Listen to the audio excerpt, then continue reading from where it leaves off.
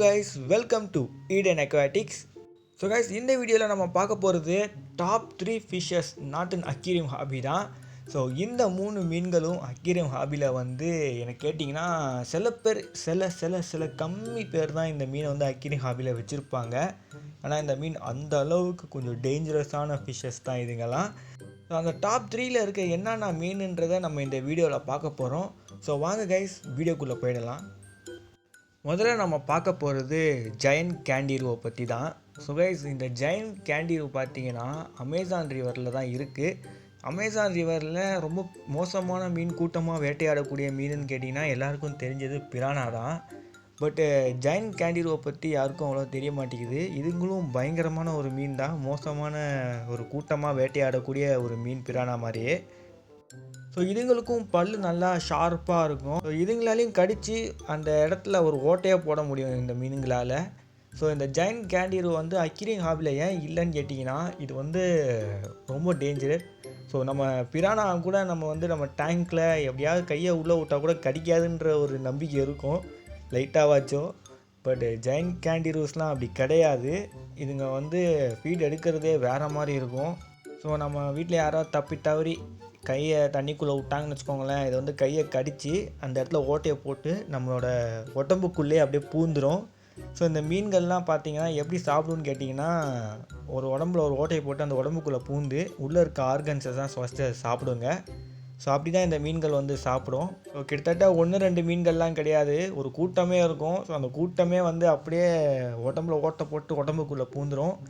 So இந்த மீனை நம்ம அக்வேரியம் ஹாபியில் வளர்க்குறோன்னா நம்ம எப்படி ஃபீட் பண்ணணும்னு கேட்டிங்கன்னா நம்ம வந்து ஒரு டெட் ஃபிஷ்ஷை தண்ணிக்குள்ளே போட்டுருந்தோம். ஸோ இந்த மீன்கள்லாம் போய் அதை ஓட்டை போட்டு உள்ளே இருக்க ஆர்கன்ஸ் எல்லாத்தையும் சாப்பிட்டு ஏப்பம் விட்டு வெளியே வந்துடுவாங்க.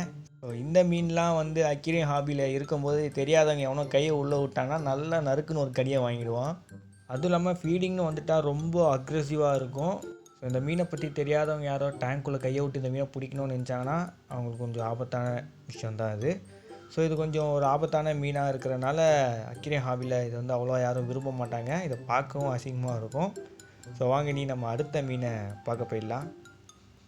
நம்ம ரெண்டாவதாக பார்க்கக்கூடிய மீன் என்ன மீன் கேட்டிங்கன்னா சீ லாம்ப்ரே. ஸோ இந்த மீனை பற்றி நீங்கள் ஷார்ட்ஸ்லேயோ இல்லாட்டி ரீல்ஸ்லேயோ இல்லாட்டி நிறைய பேர் இதை பற்றி தனியாக ஒரு வீடியோவே போட்டிருப்பாங்க.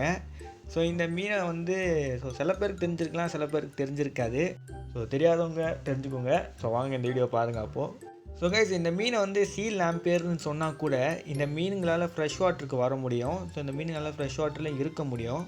ஸோ அது எப்படின்னு கேட்டிங்கன்னா இந்த சால்மன் ஃபிஷ்லாம் இருக்குது பார்த்தீங்களா. ஸோ அந்த மீன்கள் எப்படி வந்து முட்டை போட ப்ரீட் பண்ணலாம் ஃப்ரெஷ் வாட்டருக்கு வருதோ அதே மாதிரி இந்த சீ லாம்பேரும் கடலை விட்டு ஃப்ரெஷ் வாட்டருக்கு வரும் முட்டை போடுறதுக்கு.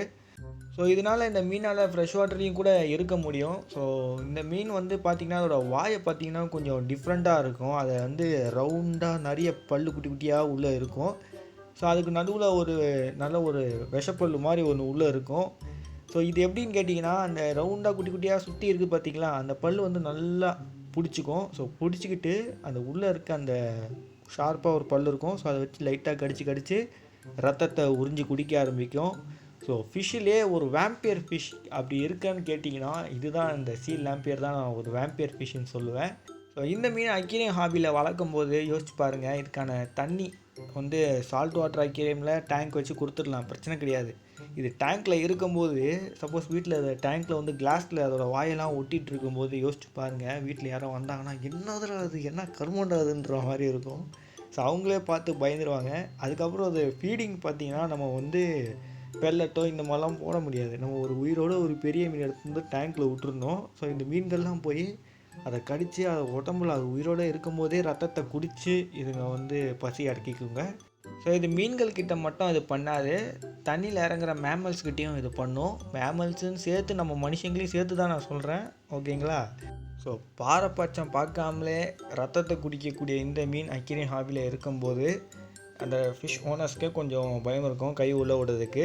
ஸோ அதனால தான் நான் இந்த மீனை வந்து அக்வேரியம் ஹாபியில் ஏன் வைக்க மாட்டேங்கிறாங்கன்ற ரீசன் எனக்கு தெரிஞ்சு இருக்குது.